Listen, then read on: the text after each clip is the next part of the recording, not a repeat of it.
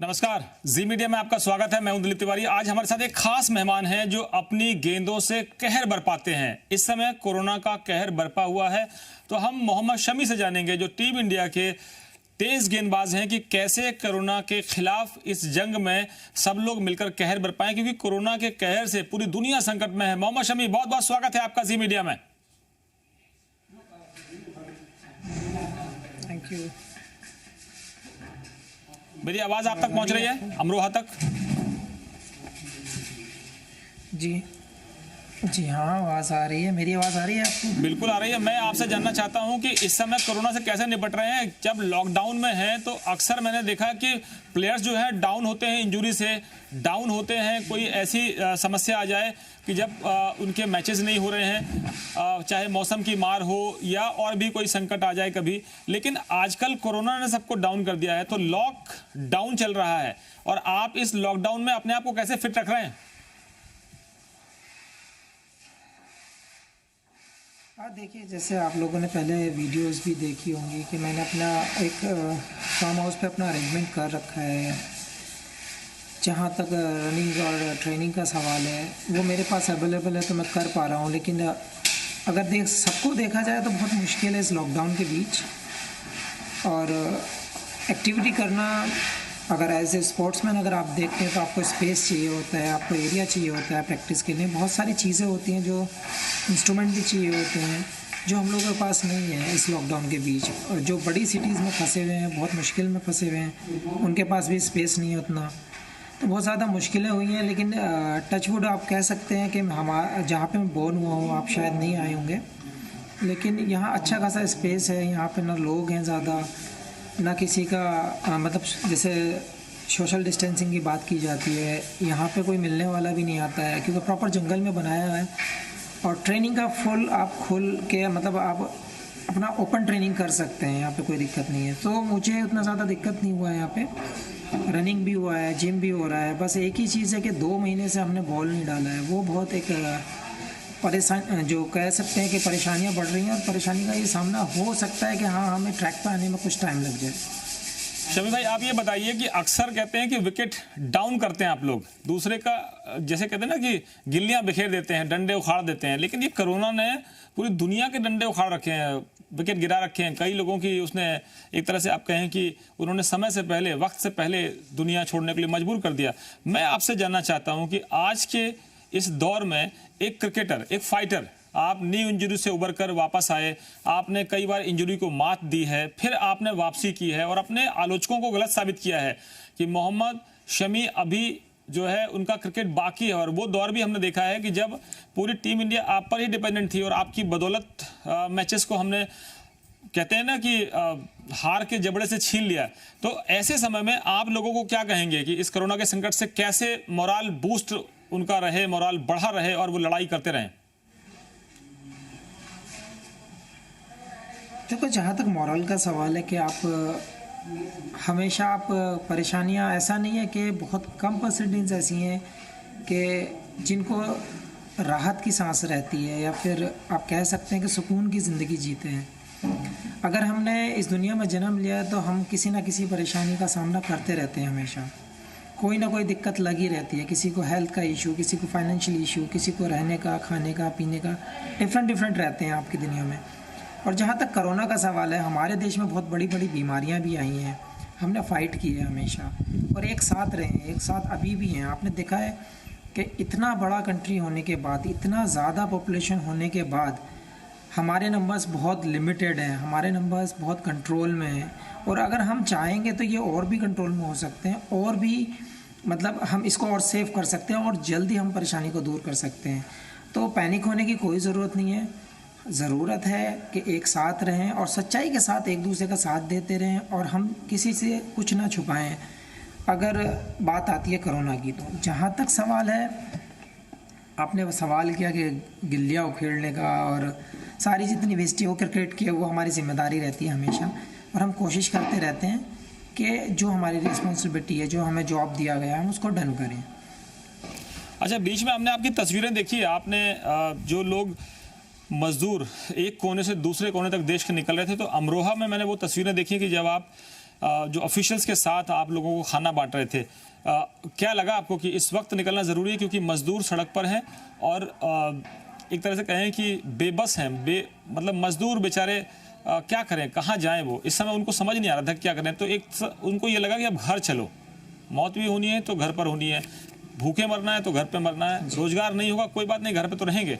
तो आपको क्या लगा बैठे बैठे, आपको अचानक कैसे एहसास हुआ कि अब चलना चाहिए, अब निकलने का वक्त आ गया? देखिए, बहुत टाइम से मैंने प्रशासन से, अपने जो हमारे जो एसएसपी टाडा जी हैं या डीएम साहब हैं, उनसे काफ़ी टाइम बात की थी। जैसे आप खाने की और भंडारे की बात कर रहे हैं, तो मैं कभी ज़्यादा सोशलाइज इन चीज़ों को नहीं करना पसंद करता, क्योंकि लोग सोचते हैं कि खुद की बढ़ाई कर रहे हैं, लोग क्या कर रहे हैं, वो चीज़ मुझे एक बहुत गलत मैसेज लगता है करना। हालांकि बहुत लोगों ने एडवाइस भी दिया कि आप बुलाओ, मैंने स्ट्रिक्टली मना कर दिया था कि मेरे यहाँ कोई मीडिया वाला नहीं आएगा। थैंक्स बोलना चाहूँगा हेल्थ डिपार्टमेंट, डीएम साहब और हमारे एसएसपी जो पुलिस डिपार्टमेंट संभाल रहे हैं इस टाइम, बहुत अच्छे से मैनेज कर रखा है हमारे डिस्ट्रिक्ट को भी, और बहुत कंट्रोल में है चीज़ें। और जहाँ तक खाने का सवाल है, हमने पहले भी सुविधाएं दी हैं, हमने पहले भी लोगों को भंडारा ना लगाकर डायरेक्ट पैकेज दिए हैं, तो हम अपनी तरफ से पूरी कोशिश करते हैं। और जहाँ तक मज़दूरों का सवाल है यार, हर इंसान अपने घर पे जाना चाहता है, हर इंसान चाहता है कि मैं जीऊँ तो अपने घर जीऊँ, मरूँ तो अपने घर मरूँ। क्योंकि दिल्ली आए थे, मुंबई आए थे, जहाँ भी वो लोग आए थे सिटीज़ में काम करने के लिए आए थे, पैसा कमाने, अपनी फैमिली को चलाने के लिए। अब जब सब कुछ बंद हो चुका है, उन पे खाने पे नहीं है, पीने को नहीं है, तो अब कहीं तो रहना पड़ेगा, उनको रहने के लिए भी उतनी जगहें नहीं है। तो उन्होंने अपने घर की तरफ बढ़ना शुरू कर दिया है जहाँ जहाँ पे थे। लेकिन बहुत अच्छा मैनेज हुआ है।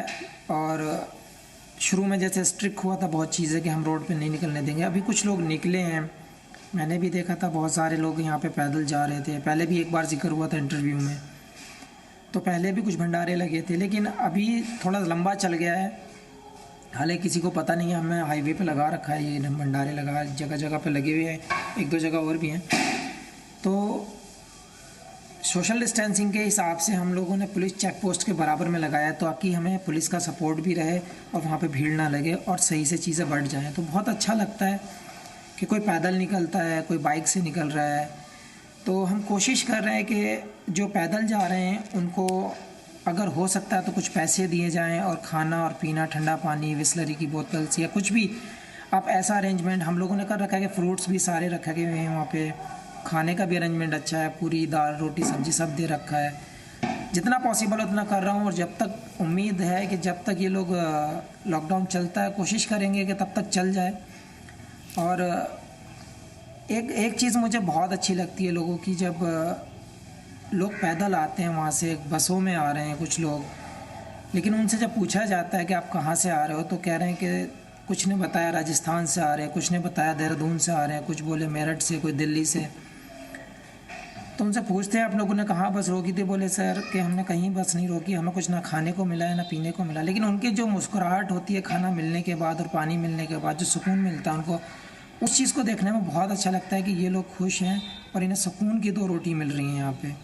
तो वो एक अच्छा लगता है और उसी को हम कंटिन्यू कर रहे हैं बस। शमी, इस समय आपके जो और भी साथी हैं वो अपने अपने तरीके से सरकार को, चाहे वो पीएम केयर्स की बात करें या मुख्यमंत्रियों के कोष में मदद कर रहे हैं, आपने इस तरह से जो मज़दूर हैं उनके लिए खाने पीने का इंतज़ाम किया है।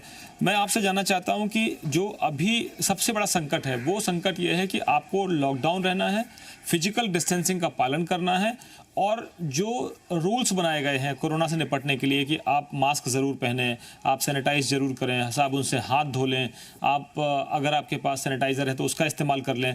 लेकिन आप अमरोहा में हैं, अमरोहा एक छोटा सा शहर है, छोटा सा एरिया है, कंपैरिजन टू दिल्ली, नोएडा, गाज़ियाबाद या मैं कहूँ गुड़गांव या मुंबई, इस तरह बड़े शहरों की तुलना में कम है। तो आपको लगता है वहाँ पर लोग सोशल डिस्टेंसिंग का पालन कर रहे हैं, या गांव में एकदम लोग फ्री हैं कि कुछ नहीं होने वाला, सब ये कोरोना तो दिल्ली वालों को ही होगा, मुंबई वालों को ही होगा? नहीं, देखो, मैं इस चीज़ के बारे में पहले भी बात कर चुका हूँ दिलीप जी। हमारी बात शायद इस बारे में फ़ोन पे भी हुई थी, और विक्रांत भाई से भी इस बारे में बात हुई थी कि मेरा जो पहले मैं मुरादाबाद सिटी में था, अब इनको डिवाइड कर दिया गया है तो मैं अमराहा सिटी में आ गया हूँ। ये बहुत छोटा सा सिटी है, मतलब 1 लाख 2 लाख 3 लाख लोगों वाला सिटी है, तो ज़्यादा बड़ा है नहीं, कस्बा टाइप ही है। अगर आप सिटीज़ को देखें तो प्रशासन ने बहुत अच्छे से कंट्रोल कर रखा है यहाँ पे, और बहुत अच्छे से मैनेज कर रखा है। हेल्थ डिपार्टमेंट ने भी सारी चीज़ें अरेंजमेंट कराया गया है, और हम भी कोशिश यही कर रहे हैं कि हमारे ज़रिए कोई मैसेज जाए, या हमारे ज़रिए अगर हमारे मैसेज पहुंचाने से कुछ लोग अगर जागरूक होते हैं तो मुझे लगता है उनके आने से भी कुछ लोग और जागरूक हो जाएंगे, तो चेन मिलकर बड़ी हो जाएगी। सिटीज़ में तो पूरी तरह कंट्रोल है, लेकिन जहाँ तक विलेजेस का सवाल है, मैं इस चीज़ पर पहले भी बोल चुका हूँ कई सारी वीडियोज़ में कि विलेज में थोड़ी सी दिक्कत है कि लोगों को लगता है कि हम हार्ड वर्क कर रहे हैं, हम मज़दूरी करते हैं, और जो मज़दूर गर्मी में रहते हैं या फिर जो लोग काम करते हैं खेतों में उनको कोरोना नहीं होगा, या फिर मतलब बहुत सारी चीज़ें हो जाती हैं जो इन लोगों के दिमाग में। अब हम लो एजुकेशन कह लें इसको, या उन लोगों की गलतफहमी कह लें, या कुछ भी हम इस चीज़ को ऐड कर लें, वो उनको समझाना पड़ता है हर चीज़ के लिए, उनको बताना पड़ता है कि नहीं भैया ऐसी चीज़ है, ये है नहीं है।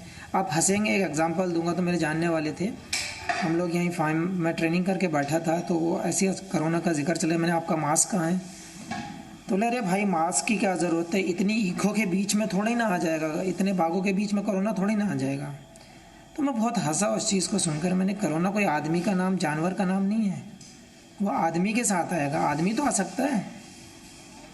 तो वो चीज़ें मतलब हैरानी वाली बात होती है, लेकिन ये चीज़ ये और जागरूक करना होगा। मुझे लगता है as a celebrity, as a sportsman, या आप जो भी हो, जो अगर आपकी प्रोफाइल ऐसी है जो आपको 10-20 लोग, 100-50 हज़ार लोग सुन सकते हैं, तो ज़रूर आपको मैसेज पहुंचाना चाहिए। और स्पेशली विलेजेस के लिए, जहाँ पर ऐसी थिंकिंग है और जहाँ पर लोग बिल्कुल बिना डर के जी रहे हैं, उनको लगता है हमें कोई रोकने वाला नहीं है या हमको कुछ कहने वाला नहीं है, तो गाँव में अभी भी ज़रूरत है जागरूक होने की, और स्ट्रिक्ट होना चाहिए। शमी भाई, एक चीज़ और हम देख रहे हैं कि जैसे रिवर्स माइग्रेशन है, मजदूरों की घर वापसी है, ये चाहे वो संकट की वजह से हो, चाहे उनके रोजगार ठप होने की वजह से हो, लेकिन कह रहे हैं कि रिवर्स माइग्रेशन से भी बहुत से लोग जो माइग्रेशन करके अपने गांव में जाएंगे, वहां भी ये कोरोना पहुंच रहा है, क्योंकि कई लोग उसमें से इन्फेक्टेड भी हैं, कोरोना पॉजिटिव भी हैं। ऐसे में चिंता ये बढ़ रही है कि अब कोरोना शहर से गाँव की तरफ चले जाएगा। लॉकडाउन ये मान लीजिए इस महीने के आखिर तक रहेगा, कुछ और पाबंदियां रहेंगी कि रेड जोन में पाबंदी लगाइए, आप ऑरेंज जोन में थोड़ा पाबंदी लगाइए, या ऐसा कोई एक जोन बनाना है जहां पर कोरोना पॉजिटिव लोग हैं। तो मैं आपसे जानना चाहता हूं कि एक चिंता लोगों की ये भी है कि शहरों में तो सुविधाएं भी हैं, हेल्थ फैसिलिटीज़ भी मिल जाती हैं, सरकारी हो या प्राइवेट हैं वो मिल जाएंगी, लेकिन गाँव में वो और बड़ा संकट है, एक चुनौती सामने और आ सकती है। जी बेशक ज़रूर आ सकते हैं, क्योंकि मैं आपसे कह चुका हूँ इस चीज़ को कि हमें खुद जागरूक होने की ज़रूरत है। हमें खुद, जब तक हमें खुद को इंटरेस्ट नहीं आएगा या जब तक हम दूसरे की केयर नहीं करेंगे, तब तक हम इस चीज़ को ख़त्म नहीं कर सकते। और ये चीज़ अगर गांव में फैल गई तो बहुत ज़्यादा दिक्कत का सामना करना पड़ सकता है हमें, और बहुत ज़्यादा परेशानियाँ हो सकती है, क्योंकि हमारे पास उतनी फैसिलिटीज़ नहीं है, उतने सारा अरेंजमेंट हमारे पास नहीं है। तो हमें अभी से जागरूक होकर चलना पड़ेगा। और ये जो मज़दूर लोग आ रहे हैं, अगर मेरा पर्सनल व्यू देखा जाए तो मैं कहता हूँ कि मेरा मानना है, आप जहाँ भी जाते हैं, आप जिस डिस्ट्रिक्ट के हो, डजेंट मैटर आप कहाँ जा रहे हैं, कहाँ से आए, कोई मतलब नहीं बनता। आप खुद हेल्थ डिपार्टमेंट के पास जाइए, अपना टेस्ट कराइए, और पॉसिबल है, अब आप तो अपने घर वापस आए हैं, तो मेरे हिसाब से आपको हेल्थ डिपार्टमेंट के पास जाना चाहिए, हमारा टेस्ट लीजिए, हम 14 दिन क्वारंटाइन करेंगे, और तब हम अपने घर निश्चिंत होकर अपने घर वापस जाएंगे। बहुत अच्छा रहेगा ये, अगर हम इस चीज़ को कर पाए। जी शमी भाई, अब मैं क्रिकेट पे लौटता हूँ कि जब क्रिकेट की बात आती है तो क्रिकेटर्स के मन में ये चिंता हो गई है, क्योंकि जब आप विकेट लेते हैं जश्न मनाते हैं, छक्का मारते हैं जश्न मनाते हैं, सेंचुरी होती है जश्न मनाते हैं, या जो अपोजिशन की टीम है अगर कोई विकेट लेती है, बड़ा विकेट लेती है, तो वो फिर एक जश्न का अंदाज होता है। लेकिन अब कहा जा रहा है कि सोशल डिस्टेंसिंग पालन करनी पड़ेगी, फिजिकल डिस्टेंसिंग होगी, और बॉल को आप कैसे शाइन करेंगे, ये बड़ा संकट आने वाला है। देखो बहुत संकट आने वाला है, और ये मेरी बात विक्रांत भाई से भी हुई थी कि सलाइवा के ऊपर इश्यूज आ रहे हैं, रूल्स आ रहे हैं, सेलिब्रेशन को लेके थोड़ा सा है, क्राउड को लेके थोड़ा सा दिक्कत है। तो देखिए अगर हमारे सामने ऐसी बीमारी है जो हमें सोशल डिस्टेंसिंग को मेंटेन करने पे मजबूर कर रही है, तो ज़रूर हमें करनी चाहिए। लेकिन एक चीज़ और है कि अगर हम मैच खेलते हैं तो हम as a family, as a unit, as a group खेलते हैं, तो क्यों ना हम अपना ही टेस्ट करा लें पहले सीरीज़ शुरू होने से पहले, कि हम निश्चिंत होकर अपने ग्राउंड पर जाएं। बिल्कुल हम टेस्ट अपना देकर, अपने टेस्ट को जानकर, अपना क्लीन चीज़ लेकर हम ग्राउंड पर जाएं और हम बिल्कुल निश्चिंत रहें सेलिब्रेशन करने से और एक दूसरे से टच में आने से। तो मेरे हिसाब से ये बेटर रहेगा। अच्छा, मुझे एक चीज़ बताइए कि अगर मैं बात करूं तो बिना फैंस के मज़ा तो है नहीं। फिर तो आप टीवी में घर में बैठ के देखो, जो शोर होता है, जो जज्बा होता है, जो उफान होता है, जो करंट होता है, वो तो मैचेस में ही आता है। लेकिन अब कहा जा रहा है साहब सोशल डिस्टेंसिंग होगी, फिजिकल डिस्टेंसिंग होगी, मास्क लगा के जाएंगे।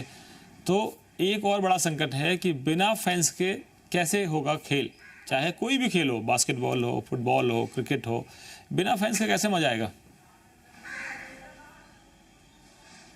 देखिए, हमारे पास कुछ ऑप्शन हैं ऑन जो हो सकते हैं, लेकिन अगर ये रूल्स में आता है, अगर रूल्स आता है कि हम विदाउट फैंस के, विदाउट क्राउड के हम लोग मैच खेलेंगे, तो मुझे कोई इशू नहीं है। मुझे लगता है किसी को कोई इशू नहीं होगा, क्योंकि हम एक फ़ाइट कर रहे हैं, हम एक बीमारी से लड़ रहे हैं। और दूसरा ऑप्शन ये भी है कि आप जैसे कह रहे हैं, क्राउड से जज्बा मिलता है, थोड़ा सा पंप अप होता है आदमी, ज़रूर होता है। लेकिन जब हमारे सामने एक परेशानी है, जब एक सामने हमारी बीमारी खड़ी है, हम उससे लड़ेंगे, तो ज़रूर हम उस चीज़ का पालन करेंगे। और दूसरी चीज़, अगर सोशल की बात है तो हम थोड़ा डिस्टेंस पे हो सकता है कि 2 सीट छोड़ के एक तीसरी करें और पूरे कवर के साथ हम लोग उस मैच को देखें। बहुत सारी चीज़ें हो सकती है कि एक पीछे की लाइन, एक आगे की लाइन हम खाली छोड़ सकते हैं, साइड की 2 सीटें खाली छोड़ सकते हैं। उससे कुछ क्राउड आ सकता है जो 10-15 हज़ार आप कवर कर सकते हैं, और आप मास्क लगा सकते हैं, ग्लव्स दे सकते हैं, बहुत सारी चीज़ें हो सकती हैं, ऑप्शंस हैं। लेकिन अगर हमारा बॉडी कहता है कि हम विदाउट क्राउड खेलेंगे, कोई दिक्कत नहीं है।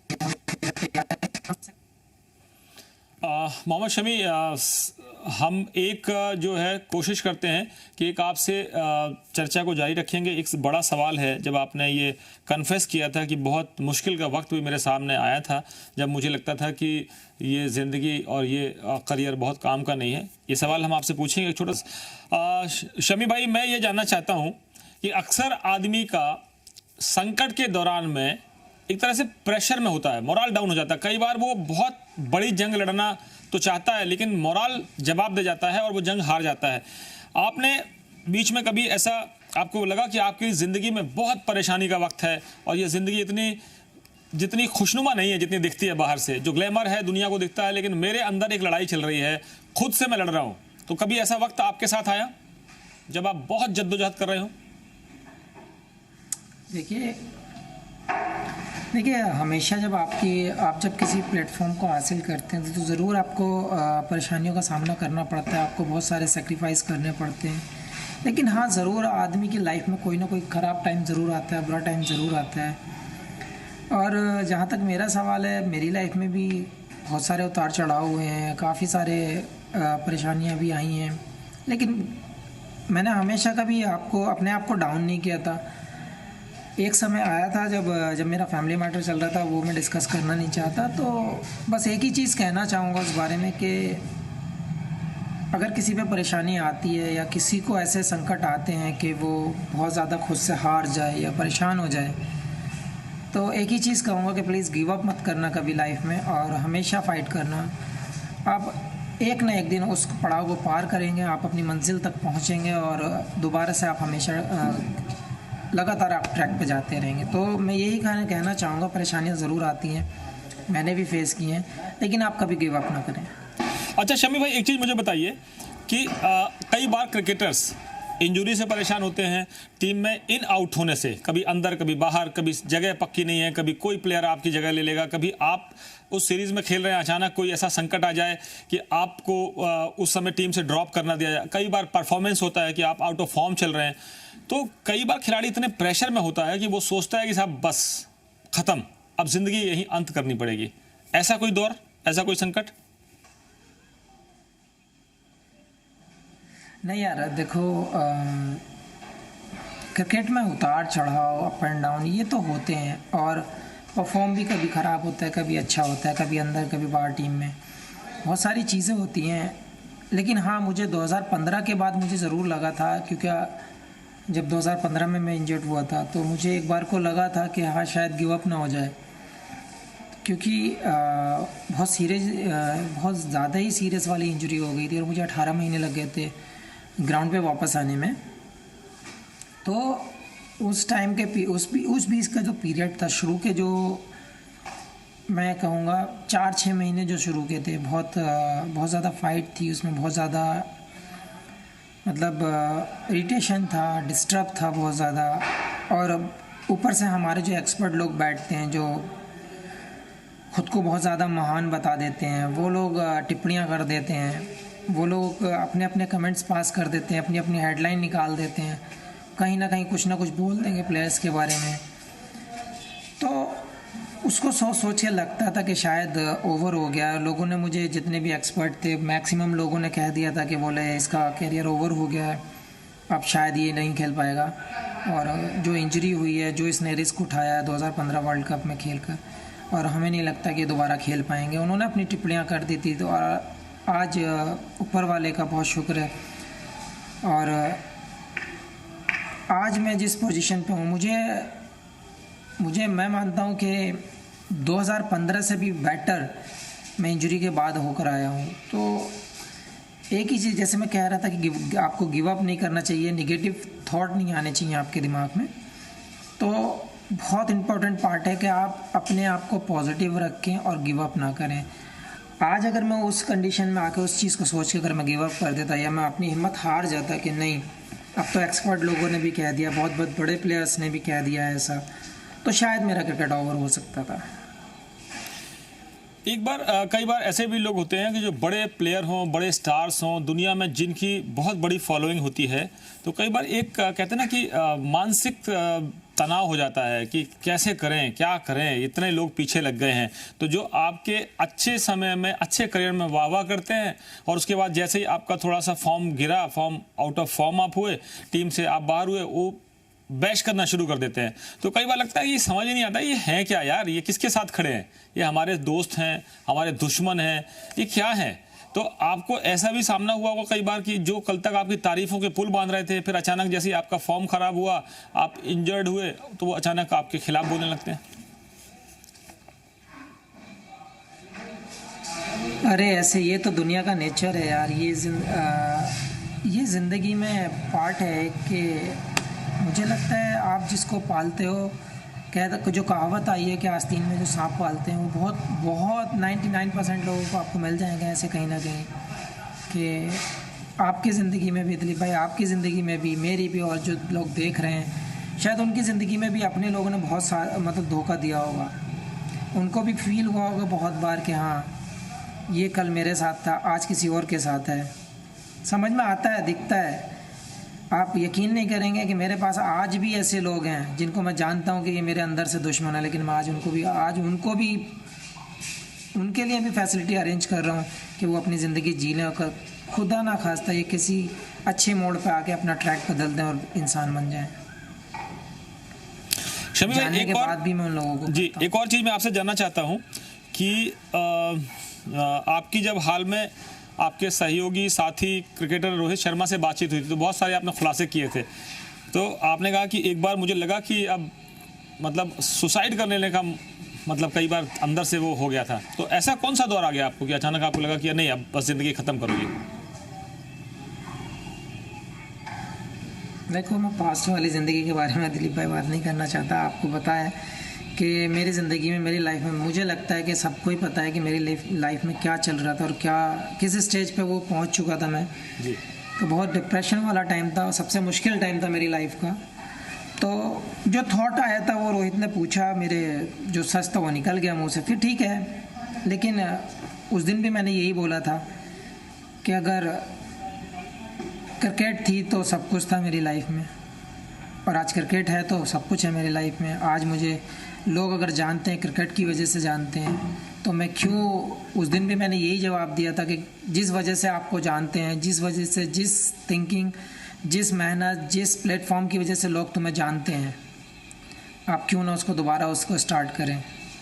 तो वही मैंने सोच के उसको स्टार्ट किया था। हाँ, ज़रूर आया था थॉट ऐसा, लेकिन मैं कहना चाहूँगा कि आप 2-3 बार मैं रिपीट भी कर चुका हूँ कि गिव अप करना किसी भी परेशानी का सॉल्यूशन नहीं है। बिल्कुल शमी भाई, मुझे याद है कि मैंने आपका रात 12 बजे मैंने आपका इंटरव्यू किया था जी यूपी उत्तराखंड के लिए, और मैंने आपसे कहा था कि दुनिया की कोई भी ताकत आपके खिलाफ खड़ी हो, मैं एक पत्रकार के तौर पर आपके साथ खड़ा हूं और मैं सच के साथ खड़ा हूं।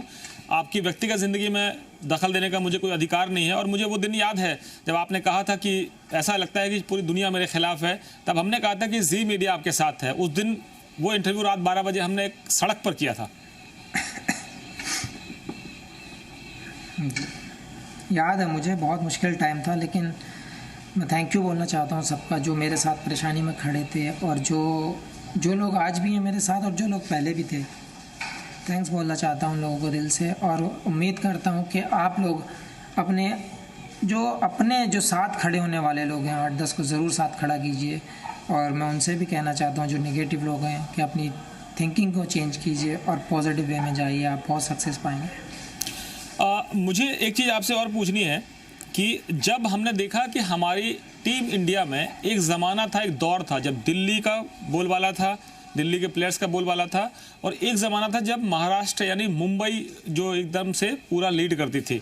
अब हमने देखा है कि आप हैं उसमें शामिल हैं, खुद धोनी रहे हैं जो एक छोटी सी जगह से आए हैं, रैना बाज ऐसे निकल कर आए हैं। तो हमने देखा कि अब छोटे छोटे शहरों से बड़े बड़े क्रिकेटर निकलते हैं। कहते हैं ना कि बड़े बड़े शहरों में छोटी छोटी बातें होती हैं, लेकिन अब छोटे छोटे शहरों में बड़े बड़े प्लेयर होते हैं। तो ये दौर बदल गया है अब क्रिकेट का, काफ़ी हमने बदलाव देखे हैं।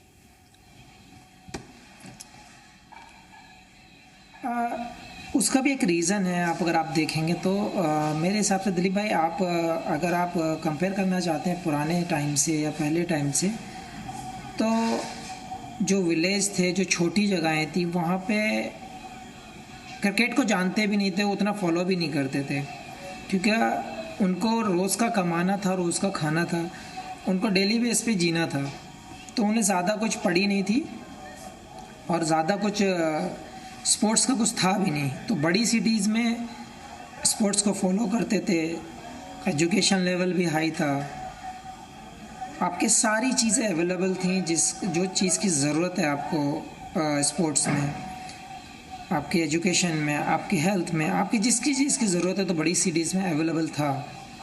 लेकिन आज अगर आप कहते हैं, आज आप ये चीज़ देखते हैं कि महेंद्र सिंह धोनी हो, आपने जो नाम गिनाए हैं, आज की डेट में आप देखिए, मेरे हिसाब से 80% प्लेयर विलेजेस के ही होंगे, छोटी जगहों से होंगे, जिन्होंने स्ट्रगल किया होगा, जिन्होंने अपनी लाइफ में बहुत सारे सेक्रीफाइस किए होंगे। आज वो आपके सितारा बनकर, आपके स्टार बनकर आपके सामने खड़े हैं और आपकी कंट्री का नाम रोशन कर रहे हैं। बहुत चेंजेस हैं हमारे विलेजेस में भी। छोटे जो गांव, कस्बे, टाउन एरिया जो थे, आज वहाँ पे सारी फैसिलिटीज़ हैं, कॉलेज खुले हैं, अच्छे अच्छे हेल्थ के डिपार्टमेंट खुले हैं, पुलिस डिपार्टमेंट आपके मैनेज करते हैं बहुत सारी चीज़ें, और बहुत ना जाने कितनी सुविधाएं हमारी सरकार ने दे रखी हैं। उसका नतीजे हैं आज जो हमारे छोटी छोटी जगहों से जो बड़े बड़े प्लेयर निकलते हैं। और अपने बीसीसीआई को भी थैंक यू बोलना पड़ेगा कि उन्होंने इतने स्टेडियम, इतनी फैसिलिटी कर दी हैं, हमारे जो छोटी छोटी एसोसिएशन बना दिए हैं, जो छोटे छोटे जो ट्रायल सेंटर बना दिए हैं, डिस्ट्रिक्ट में भी बना दिए हैं, जोन में भी बनाए हैं, फिर स्टेट में है, फिर आपके इंडिया है। तो ऐसे स्टेप बाय स्टेप एक स्टेयर्स की तरह उन्होंने प्लेटफॉर्म खड़ा किया है। तो आज आपको क्रिकेटर्स देखने को मिल रहे हैं। आप पिछले टाइम को और अब के टाइम के कंपेयर कीजिए, कितने पहले खेलते थे और कितने अब खेलते हैं। शमी भाई, एक और बड़ा बदलाव हुआ है। मैं नहीं चाहूँगा कि आप किसी पॉलिटिकल या किसी इस तरह की बात पर टिप्पणी करें, लेकिन एक बड़ा बदलाव हुआ है कि वो प्लेयर जो टीम इंडिया को लीड करके जिसने फाइट करना, जवाब देना सिखाया, उसका नाम है सौरव गांगुली। सौरव गांगुली अब बीसीसीआई के चीफ बन गए हैं। तो कहते हैं कि जो खिलाड़ी है, जो खिलाड़ियों का दर्द समझ सकता है, अब वो चीफ है बीसीसीआई का। तो बदलाव हम और देखेंगे आने वाले दिनों में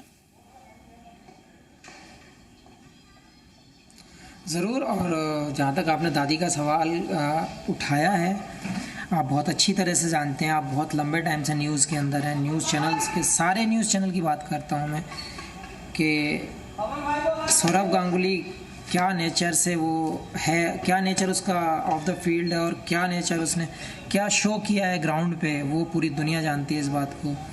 और ऐसा प्लेयर अगर आपका हेड पे चेयर में बैठा है, जो हॉट सीट पे बैठा है, तो मैं उम्मीद करता हूँ कि हमेशा आपका बेटर ही बेटर होता ही जाएगा। तो मैं उम्मीद करता हूँ बहुत अच्छा टाइम आने वाला है हमारा, और हमारे क्रिकेट जो यंगस्टर्स हैं उनके लिए बहुत अच्छी चीज़ है।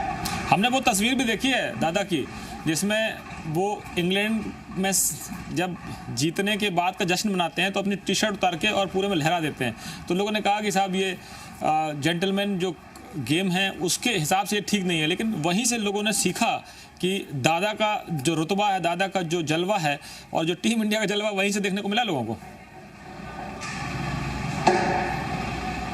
देखिए, मैं बहुत पसंद करता हूँ उस पिक्चर को और उस वीडियो को। स्पेशली लोग क्या कहते हैं डजंट मैटर, और ना मैं उस चीज़ की परवाह करता हूँ, क्योंकि जब हमारे यहाँ पर आकर कोई फॉरेन प्लेयर ऐसा कर जाता है तो आप बहुत अच्छी तालियां बजाते हो, आपको बहुत अच्छा लगता है कि तुम्हारे घर में आपको कोई बेइज्जत करके चला जाए। लेकिन जब आपका प्लेयर ऐसा करता है तो वो लोग कमेंट्स कर देते हैं कि ये जेंटल गेम नहीं है। तब कहाँ वो लोग चले जाते हैं, कहाँ पे उनको सांप सूंघ जाता है उस टाइम पे, जब वो लोग यहाँ पे ऐसी हरकत कर रहे हो। तो मुंह तोड़ जवाब, जो ईंट का जवाब पत्थर से देना जानते हैं, मैं उस चीज़ को पसंद करता हूँ। और इस चीज़ में मैं विराट को भी बहुत पसंद करता हूँ, जो ईंट का जवाब पत्थर से देना जानता है। तो आप मानते हैं कि एग्रेशन जो है, कई बार ऑन द फील्ड एग्रेशन जो है वो काम आता है, क्योंकि इससे खिलाड़ी जो है वो फाइटर स्पिरिट उनके अंदर आती है, वो मोरल डाउन नहीं होता उनका कि बड़े प्लेयर हैं, बड़ी कंट्री है, ऑस्ट्रेलिया है या इंग्लैंड की टीम खेल रही है या साउथ अफ्रीका की टीम खेल रही है, बाउंसी पिचेस हैं, फास्ट पिचेस हैं, इससे डरते नहीं, फिर वो जवाब देते हैं। देखिए, हम आप देख लीजिए और रिकॉर्ड उठाकर देख लीजिए, ऑस्ट्रेलिया को ऑस्ट्रेलिया में मारा हमने, न्यूजीलैंड को न्यूजीलैंड में मारा, इंग्लैंड को इंग्लैंड में मारा। हर एक टीम को हमने, आज की टीम जो आज की इंडियन क्रिकेट टीम है उसने हर एक टीम को उसके घर में मारा है। तो जहाँ तक मॉरल और कॉन्फिडेंस का सवाल है, मुझे नहीं लगता कि एक भी बंदे में आप पकड़ कर देखें कि इस बंदे में कॉन्फिडेंस कम है।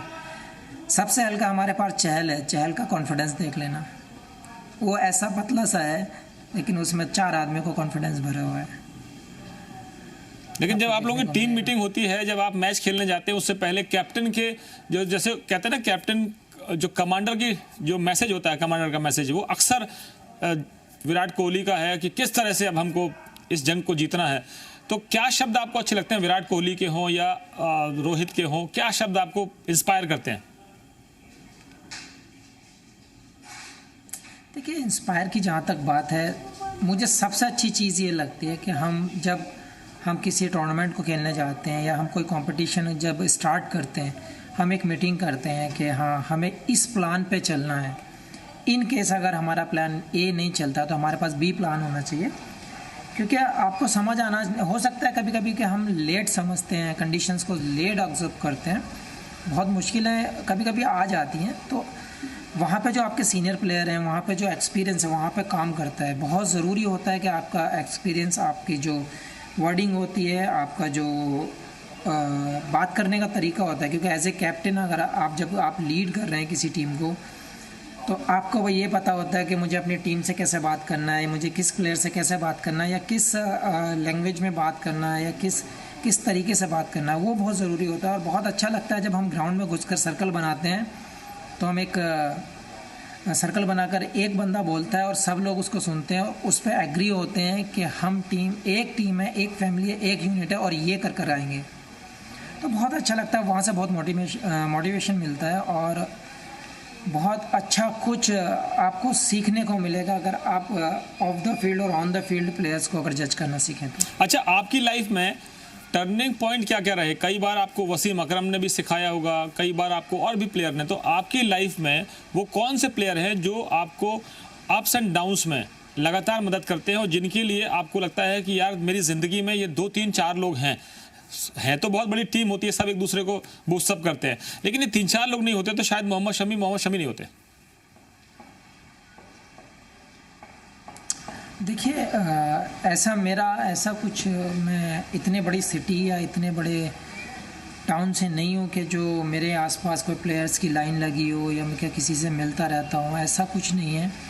लेकिन हाँ, जितना भी टाइम मिलता है, जितने भी सीनियर प्लेयर मिलते हैं, जितने भी एक्स प्लेयर मिलते हैं, मैं कोशिश करता हूँ उनसे ज़्यादा से ज़्यादा बात करने की, ज़्यादा से ज़्यादा एक्सपीरियंस शेयर करने की पूरी कोशिश करता हूँ कि जितना भी पॉसिबल हो सके मैं उनके एक्सपीरियंस को जानूँ, उन लोगों ने किस कंडीशन में क्या किया है वो जानूँ। बहुत सारी चीज़ें रहती हैं आपकी, जब आप नए नए टीम में आते हैं तो आपका कॉन्फिडेंस हमेशा आप दबे दबे रहते हैं। आपको लगता है कि सीनियर प्लेयर हैं, ये वो प्लेयर है, इसका नाम ये है, इसका नाम ये है, इनको मैंने टीवी पे देखा। बहुत सारी चीज़ें दिमाग में चलती हैं जब आप पहला मैच खेलते हैं। तो जब आपको एक्सपीरियंस प्लेयर मिलता है, आपको हमेशा आपको सीखने की चाहत होनी चाहिए, आपको हमेशा आपको जानने की चाहत होनी चाहिए कि मुझे अपने इस डिपार्टमेंट में एज ए बॉलर मुझे कौन बॉलर अच्छे रहे हैं पास्ट टाइम में। अगर मुझे कोई भी एक्स प्लेयर मिल गया तो ये अच्छा, ये बॉलर उस टाइम पे ऐसा रहा, इसने ऐसा डाला था, वो आपके दिमाग में होना चाहिए। तो मैं इससे कुछ पूछ लूँ, कुछ जान लूँ, हो सकता है कुछ आपके मतलब का मिल जाए। तो बहुत ज़रूरी होता है कि आप हमेशा मतलब अपनी भूख को बढ़ाते रहें कि मुझे ये जानना है, मुझे ये जानना है। और जहाँ तक सवाल बड़े प्लेयर्स का जानने का है और जहाँ तक बात करने का सवाल है, मैं अपने यहाँ ज़हीर भाई को मैं काफ़ी टाइम से काम किया हूँ साथ में, काफ़ी टाइम रहा हूँ, डीडी में भी रहे हैं हम लोग साथ में, और इंडिया भी हम साथ में खेले हैं। उनका जो बात करने का तरीका है बहुत अच्छा तरीका है। आशीष भाई से भी मैं बहुत सारी बात कर चुका हूँ इस बारे में। तो आप कंडीशंस के बारे में अगर जानेंगे तो आपको बहुत सारी चीज़ें पता चल जाती हैं, आपका माइंड थोड़ा सा ओपन हो जाता है, आप एग्जॉर्ब अगर कर सकते हैं वो चीज़ें कर सकते हैं। और जहाँ तक वसीम भाई का आपने सवाल किया, हाँ ज़रूर 3-4 साल उन्होंने काम किया, बहुत हेल्प मिली उनसे। तब तो मेरा स्टार्टिंग था, मुझे सीखने को बहुत कुछ मिल गया और स्पेशली रिवर्स के बारे में मुझे बहुत कुछ जानने को मिल गया था। शमी भाई, एक आखिरी सवाल मैं करना चाहूँगा, कोरोना पर लौटते हैं कि कई बार ऐसा होता है कि कहा जाता है कि कोरोना से हमको बचना है, जिसको कोरोना हो गया उसको उससे जो है हमको नफरत नहीं करनी है। तो हम कई बार अपने साथियों को भी समझाते हैं कि भाई आप सोशल डिस्टेंसिंग का पालन करिए, फिजिकल डिस्टेंसिंग का पालन करिए। लेकिन कोई हमारे साथी संकट में आते हैं तो जो हमसे फ़ोन करके पूछते हैं, एक तो उनका मतलब ये होता है कि आप सुरक्षित हैं कि नहीं, एक तो ये होता है। दूसरा होता है कि यार हम इससे कल मिले थे, कहीं ये भी तो नहीं कोरोना वाला है। तो दो बातें छुपी होती हैं। एक तो वो आपको जानना चाहता है कि आपको कोरोना तो नहीं हो गया, दूसरा ये जानना चाहता है कि भाई आप स्वस्थ हो कि नहीं। तो दो तरह के लोग होते हैं दुनिया में, जो आपने कहे कि कई तरह के लोग होते हैं, हम जानते हैं कि ये इसका मतलब क्या है। तो मैं आपसे जानना चाहता हूँ कि ऐसे लोगों को मैसेज क्या है कि जो इसलिए जानना चाहते हैं कहीं कि आपके संपर्क में हम आए थे, हम तो कहीं नहीं संकट में आ गए, या फिर एक दूसरा होता है कि वेल विशर वाकई होता है वो आपका। देखिए, मैं कहना चाहूँगा लोगों के लिए कि अगर जहाँ तक कोरोना का सवाल है, आप हमेशा आपको कोरोना है या नहीं है, आप सोशल डिस्टेंसिंग रखिए, हमेशा डिस्टेंस मेंटेन कीजिए, आप मास्क लगाइए, सैनिटाइज़र यूज़ कीजिए, क्योंकि ये एक लंबा प्रोसीजर है, हमें लंबे टाइम तक करना पड़ेगा। और जहाँ तक सवाल ऐसे लोगों का है, आप ऐसे लोगों को कुछ नहीं करते, जिनके आगे क्वेश्चन मार्क लगा होता है, उनका आप कुछ नहीं कर सकते। और बस एक ही चीज़ कहना चाहूँगा, कोरोना है या नहीं है, आप हमेशा सोशल डिस्टेंसिंग का मेंटेन कीजिए, आप मास्क लगाइए, सैनिटाइज़र यूज़ कीजिए, घर में सफाई रखिए, और जितना भी हो सकता है कम एक दूसरे से कांटेक्ट में आइए। शमी भाई, दो चीज़ें आप देखेंगे कि पुलिस वाले, जिनका हम पहले एक अलग रूप देखते थे, फिल्मों में उनकी जो इमेज थी, वो पुलिस वाले एक तरह से विलेन बना दिए जाते थे। वो रिश्वत लेता है, वो अपराधियों का साथ देता है, वो सच का साथ नहीं देता है। कई बहुत कम पुलिस वाले हैं जो सच के साथ खड़े होते हैं। एक वो, दूसरी इमेज थी सरकारी अस्पतालों की, सरकारी डॉक्टर्स की। हमने देखा कि इस दौर में वो भगवान की तरह बनकर आए हैं और सबकी जान बचाने में दिन रात संकट में। एक तरफ तो तारीफ करती है दुनिया की, साहब बहुत बढ़िया, वाह वाह वाह वाह। मीडिया की तारीफ इसलिए करेंगे कि मीडिया साहब अपनी जान पर खेलकर खबरें लाता है और आपको दिखाता है। और जब उन सोसाइटियों में जब उनको ये पता चल जाता है कि भाई फला डॉक्टर जो है वो कोरोना से पॉजिटिव हो गया तो उसके परिवार को तंग करेंगे, फला पुलिस वाला जो है वो कोरोना पॉजिटिव आ गया तो उसके परिवार को ऐसे देखेंगे, लगता है कि वो कोरोना उनके घर लेके चला जाएगा। मीडिया में कोई संकट में आ जाए तो इतनी पहले तारीफ कर रहे थे और आप कोरोना वॉरियर्स बताते थे, फिर कहते हैं साहब ये जो है इसकी पूरी जांच कराइए। पुलिस लोग बुला लेंगे फ़ोन करके या अथॉरिटीज़ को फ़ोन कर देंगे। ऐसा लगता है कि वो कोरोना छुपा के कोरोना के साथ रहना चाहते हैं। ये जो दोहरा मापदंड है सोसाइटी का, ये कब खत्म होगा? देखिए, ये कभी ख़त्म नहीं होने वाला। जिनकी फितरत ऐसी है, जिनका नेचर ही वैसा है कि इधर कभी इधर कभी इधर, तो आप कुछ नहीं कर सकते ऐसे लोगों का। लेकिन देखिए, आप हमेशा, आपके डॉक्टर्स ने आपकी हेल्प की है, आपकी पुलिस ने हमेशा आपका अच्छा चाहा है। लेकिन एक ही चीज़ कहना चाहूँगा, जब आप अपने इस गिरेबान में झांक लेंगे, उस दिन आपको सच्चाई पता चल जाएगी आप क्या हैं या आप कितने गलत हैं। क्योंकि मजबूरी होती है कि सामने वाला आपको किस टाइप से डिफेंड करे, आपको किस टाइप से मैनेज करे। उसके नज़रिए, आपके नज़रिए में क्या है वो मैटर नहीं करता है। आप क्या कर रहे हैं वो मैटर करता है। तो पुलिस न हो, हमारा प्रशासन हो, हमारा हेल्थ डिपार्टमेंट हो, आप तो कभी कभी टीचर्स को भी ब्लेम कर देते हैं कि उसने मुझे मारा है, गलती नहीं थी। लेकिन ये चीज़ें आपके दिमाग में सेट हैं।